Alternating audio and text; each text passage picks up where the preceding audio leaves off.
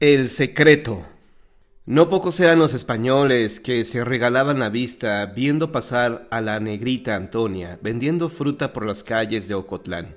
La mujer había llegado como esclava al lugar poco después de que en 1637 una peste acabara con los aborígenes y con ello, con la mano de obra que se necesitaba para trabajar las tierras de los españoles.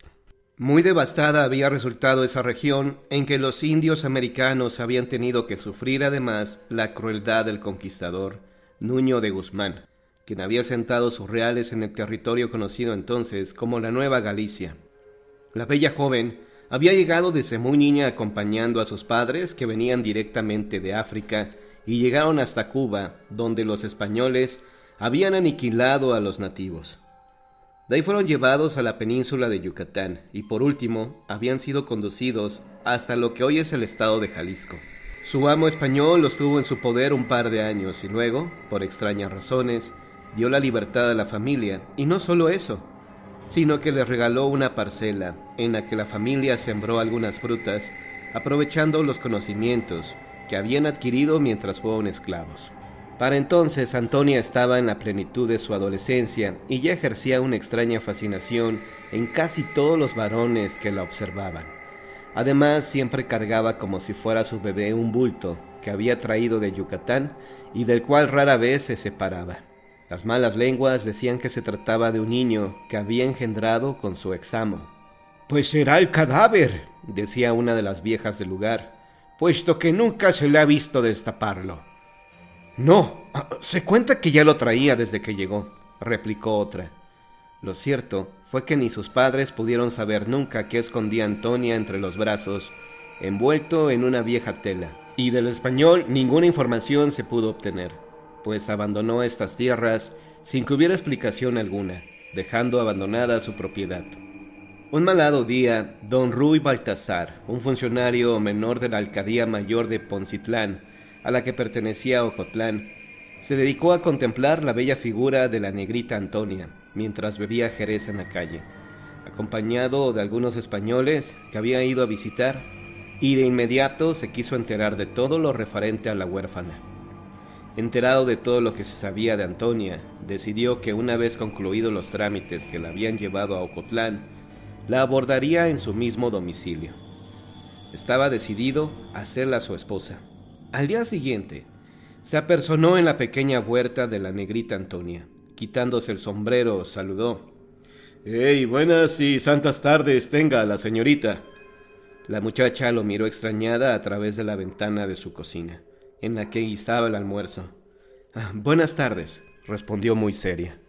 «¿Tendría usted la bondad de dejarme pasar? ¿No negará usted un vaso de vino a un sediento caminante que debe emprender el camino hasta Poncitlán?»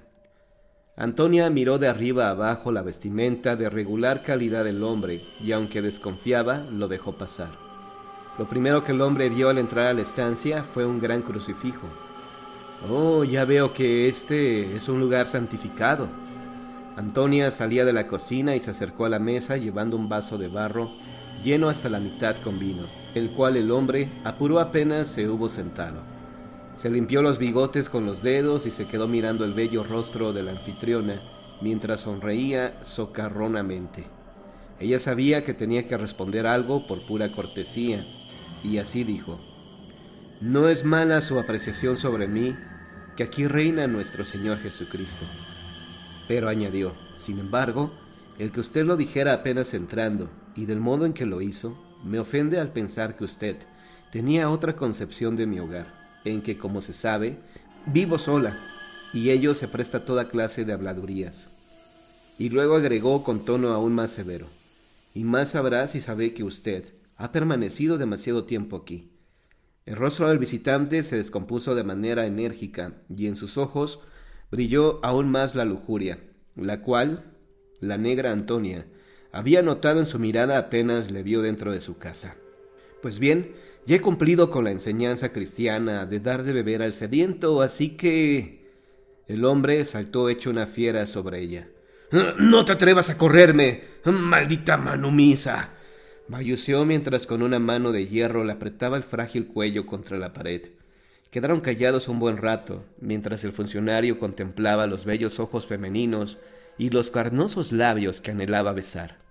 De pronto, un fuerte dolor lo hizo doblarse. La muchacha lo había golpeado con la rodilla en sus partes nobles, y aprovechó el momento para salir huyendo. Don Baltasar salió en pocos segundos tras ella, pero no la vio por ningún lado.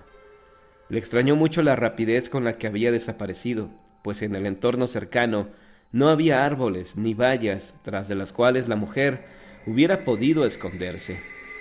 Entonces es verdad que es un ser malévolo, que ejerció control en la mente del español, del cual fue la esclava, y que carga un feto, producto de sus relaciones con él, se decía el hombre entre dientes, doliéndose aún por el golpe y rascándose la cabeza confundido.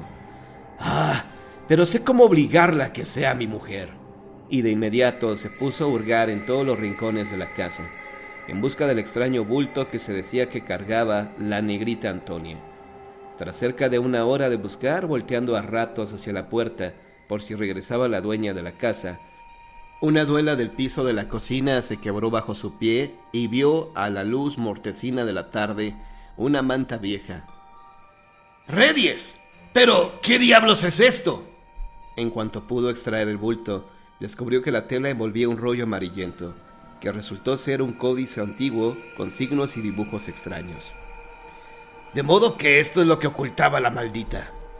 Recordó la referencia que se le había hecho de la estancia de Antonia en la península de Yucatán y que en aquella región habían abundado los códices indígenas, los cuales Fray Diego de Landa había reducido casi a nada mediante el fuego de enormes hogueras hechos con esos documentos, que eran considerados obras del demonio.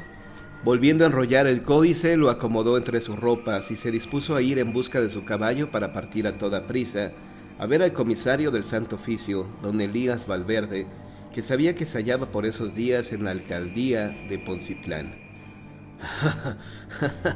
Ya veremos cómo arde en fuego este hermoso cuerpo, y todo por haberme despreciado el infeliz.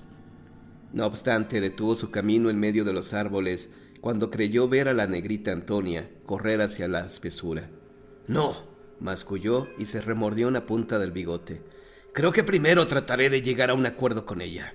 Sería un desperdicio que tanta hermosura fuera a parar al infierno.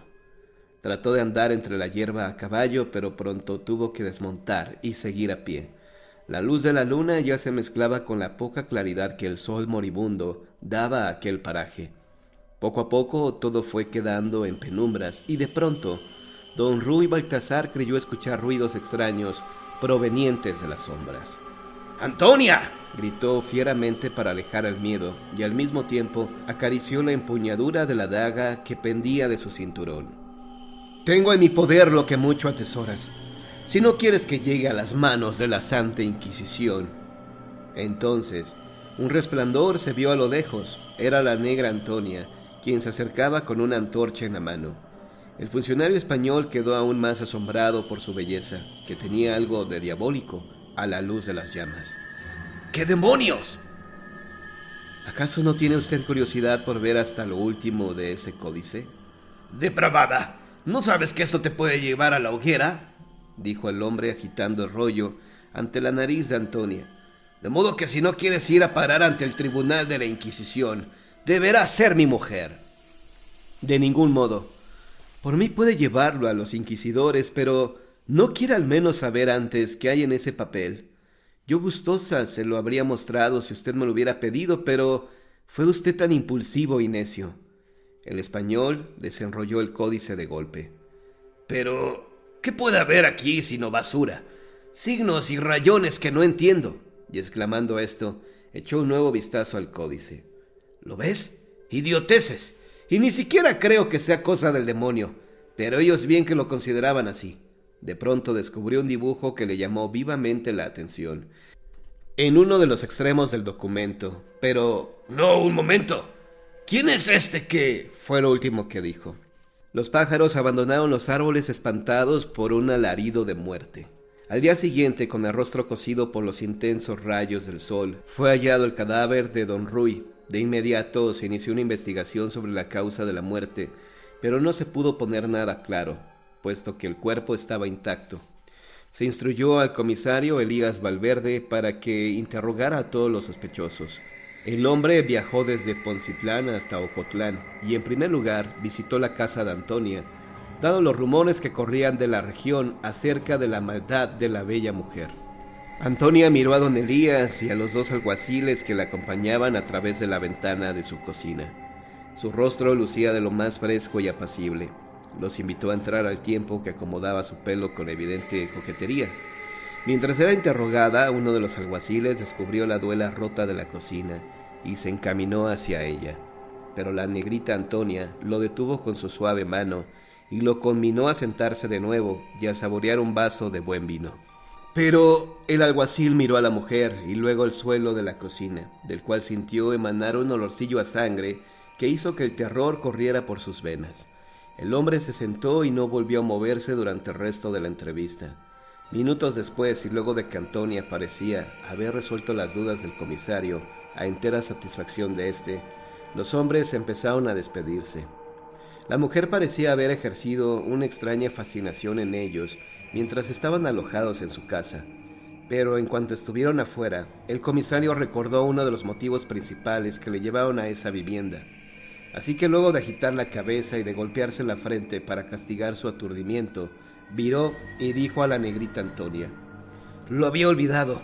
Permítame informarle que se puede instruir contra usted un juicio por brujería o herejía, según la cartilla del Santo Oficio que me ha facilitado el inquisidor Juan de Valtierra». La mujer esbozó su mejor sonrisa, al parecer con el deseo de volver a aturdirlo con lo encantador de ese gesto. Reforzó su coquetería llevando el pelo tras la oreja. Con una voz que sería capaz de quebrar la voluntad del hombre más firme, preguntó: «¿Tiene acaso que ver con el simple hecho de que viva yo sola y desamparada, sin la protección y guía santa de un hombre?» El comisario en efecto se aturdió, pero prosiguió con lo que había empezado: «Y ello es debido a un bulto extraño que usted, al parecer, guarda como si fuese un hijo». «¿Cómo? ¿Comisario Valverde? En dado caso, resultaría la maternidad delito que perseguir por la Inquisición, y ello es absurdo, ¿verdad?» En realidad, bien, terminemos con todo esto. Haga el favor de mostrarme dicho bulto». La muchacha hizo un ligero mohín de disgusto, pero con paso seguro se dirigió a la cocina, de donde volvió en cuestión de segundos cargando una mantita. «Lo pongo en sus manos, comisario». A plena luz del día, los tres hombres desenrollaron el códice. Los dibujos y signos indígenas al principio no les decían nada, pero conforme iban descubriéndolos empezaron a reconocerse a sí mismos subiendo a un templo indígena, con las manos atadas a la espalda. En la parte alta de la pirámide los esperaba un sacerdote con un cuchillo de pedernal en la mano, y de pronto una punzada en el corazón los hizo caer fulminados. Los tres cadáveres fueron encontrados poco después entre la hierba, a bastante distancia de la casa de la negrita Antonia, quien esta vez no se había visto tentada, como ante su buen amo español, de pedirle que se detuviera antes de desenrollar la parte del códice, en que cualquier español que lo abriera llegaría a su propio sacrificio.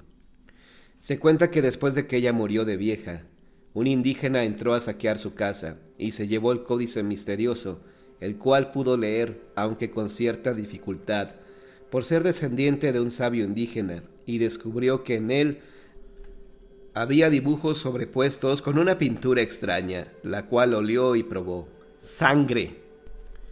Entonces visitó a un hombre de color que vivía oculto en una cueva, desde que la Inquisición había recibido rumores de que él practicaba una religión extraña en la covacha, en que descansaba tras sus arduas labores como esclavo de un rico marqués. El hombre, tras mucho cavilar, descubrió que había sido aplicado algún rito africano en el códice, con el que se buscaba aniquilar a cualquiera que hubiera ejercido la esclavitud. Cuando las autoridades españolas descubrieron su escondite, lo apresaron junto a la indígena que le había llevado el códice de la negrita. Pero de este documento no se supo nada ni se volvió a hablar de él en mucho tiempo, hasta que se dio un acontecimiento relacionado con aquel extraño fetiche: la muerte del inquisidor Juan de Valtierra en su casa, luego de que, según informó su esposa, se había encerrado en sus aposentos para abrir un extraño paquete que había sido dejado a las puertas de su casona en Guadalajara.